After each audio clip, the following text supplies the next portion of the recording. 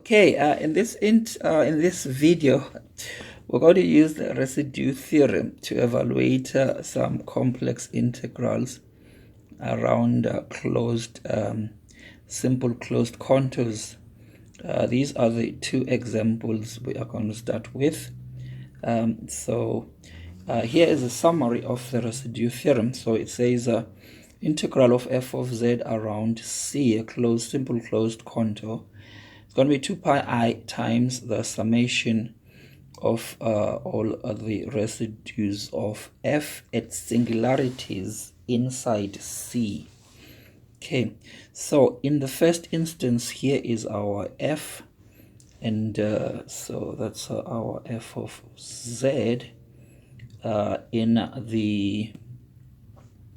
In part 1, we are interested in the integral of this around simple closed contour mod z equal to 2. Okay, so the first question we need to address is where are the singularities of this function, and when z equals to 0 we get 1, and then this other term 2z plus 1 is 0 at negative 1/2, and both of them are going to be inside the simple closed contour in question. So that means we need to work out the residues of f of z at these two singularities. So at z equals to 0, it's going to be the limit as z goes to 0 of z times f of z. F of z is z plus I divided by 2z divided by z into 2z plus 1. Then this is going to cancel out. So this is just going to be equal to the limit as z goes to 0 of z plus I over 2z plus 1. If I plug in z equals to 0 here, this is simply going to be I over 1.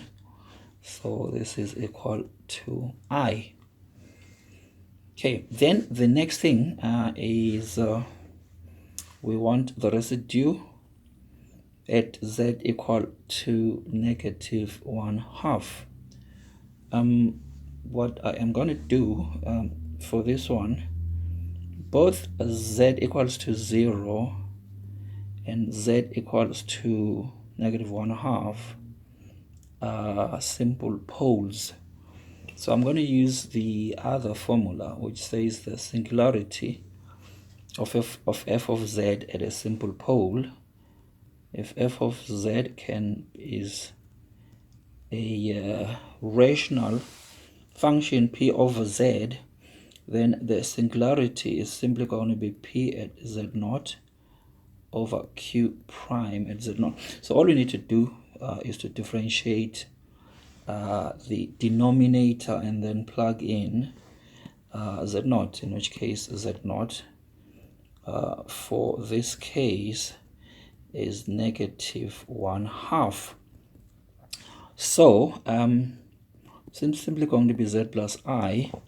Now derivative of the denominator is going to be 4z plus 1. So 4z plus 1 here, and then we're going to plug in z equals to negative 1/2. So it's going to be negative 1/2 plus I, all divided by 4 times negative 1/2 plus 1. So it's going to be I minus 1/2 all over 1 minus 2. So this is going to be 1/2 minus I.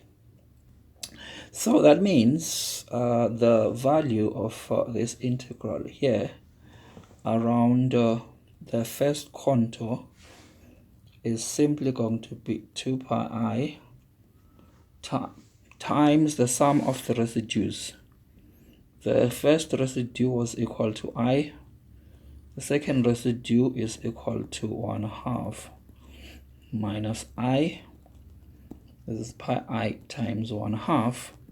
So the integral is going to be pi I. Okay, then now we turn our attention to the second contour. So the second contour is mod z plus I is equals to 1/2.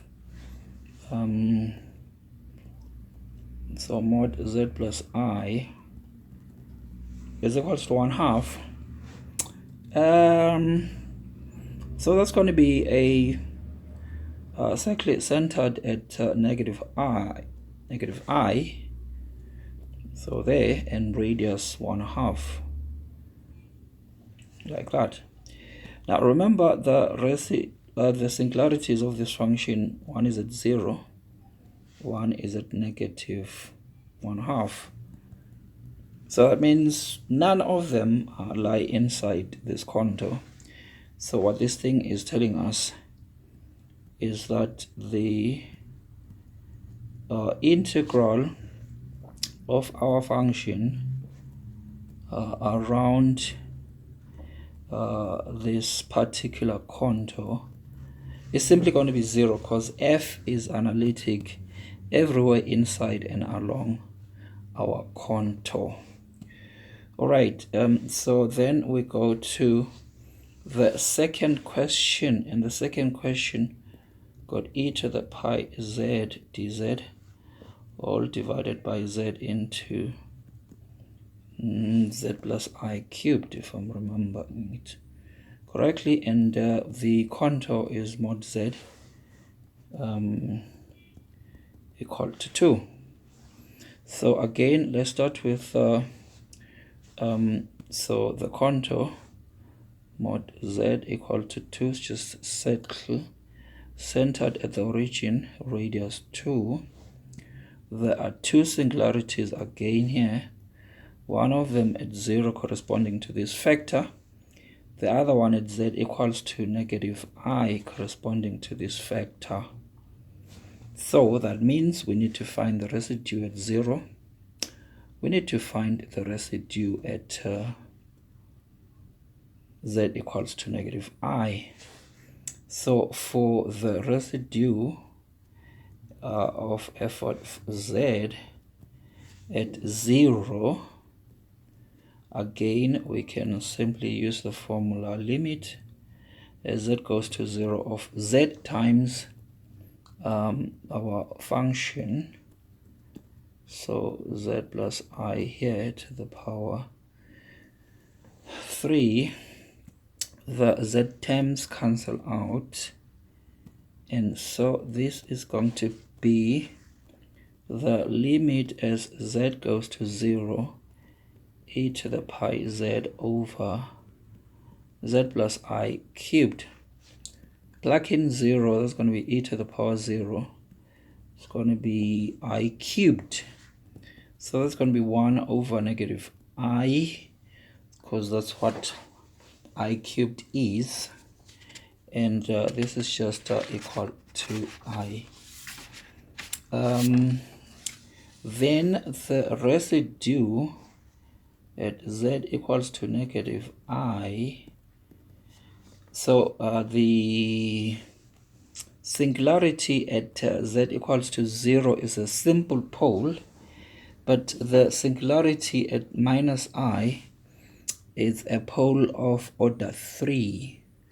So the formula says the residue is going to be 1/2 into the limit as it goes to minus I of the second order derivative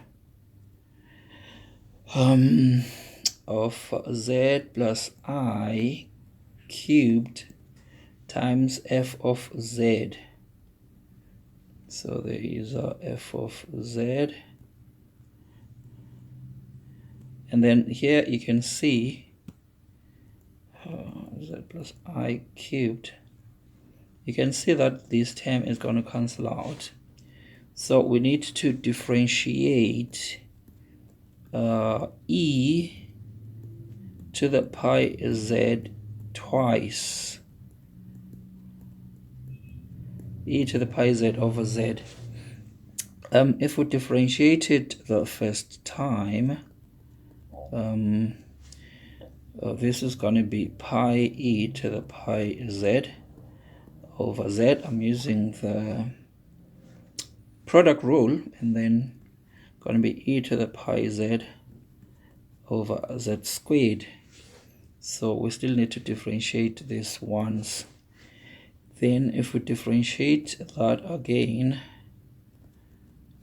so this is now going to be pi squared e to the pi z all over z minus 2 pi e to the pi z over z squared, and then plus 2e to the pi z over z cubed. So that's what this thing is going to give us. Then if we plug in z is negative I, so this is going to be pi squared over negative I minus 2 pi over negative I squared plus 2 over negative I cubed e to the negative I pi. So I've just factored out the e to the pi z term. Then 1 over negative I is simply I. So this is pi squared I. Negative I squared is negative 1. So this is going to be plus 2 pi. And negative I cubed. So maybe let's work that one out. So negative I, negative I, negative I. The negatives give a negative, so there's going to be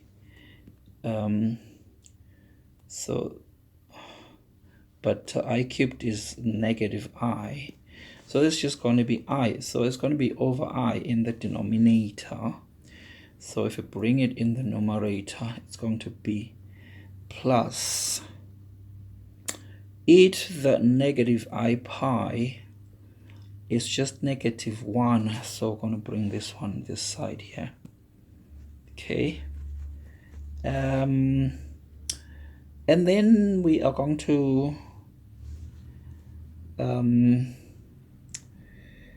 just 1 second, yeah, then we're going to, so the integral, so let's call this thing I. So the integral is going to be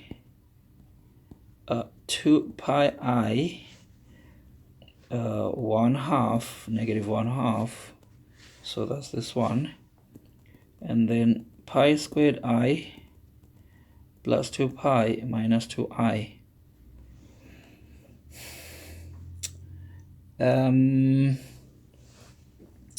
So what is going to happen is, just one moment, what is going to happen is, if you multiply through,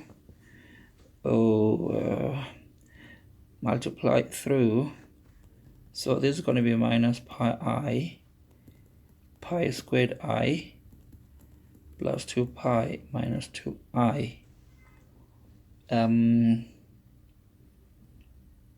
We could leave this in this form, or yeah, there are no like obvious common factors, or we could multiply out, whichever way, that should still be all right. Okay, there's been just a small error here. So this term is just a residue at negative I. There's another residue at 0 that should be part of this. So this is going to be so this term is times 1/2. So maybe the best thing to do is to start this from scratch. Okay, so this is going to be 2 pi I times, this thing is times negative half. So this one is going to be positive I, and this one is going to be minus pi squared I over 2, and then minus pi for this one. And then we add I from the previous one. So we're going to get 2 pi I minus pi squared I over 2 minus pi.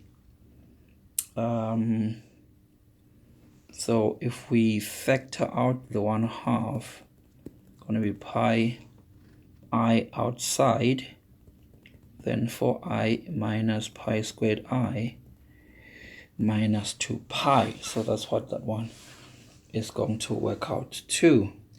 We're going to give you 2 to try out. Right, so if we'd like to have a go at these two, so the first one in the first instance, C is this circle, and in the second instance, C is that circle. For the second problem, the contour is just given by mod z plus 2i equal to 3. Okay, so you just want to pause the video, work through them, and then when you continue the video, you can compare with our solutions. Alright, we're now going to scroll down to our solutions for C and D. We'd like to thank you for visiting our channel and watching this video. We hope that the material is useful to you. We do implore you, of course, to subscribe to our channel, and if you have got any questions or comments, just post them in the comments section below.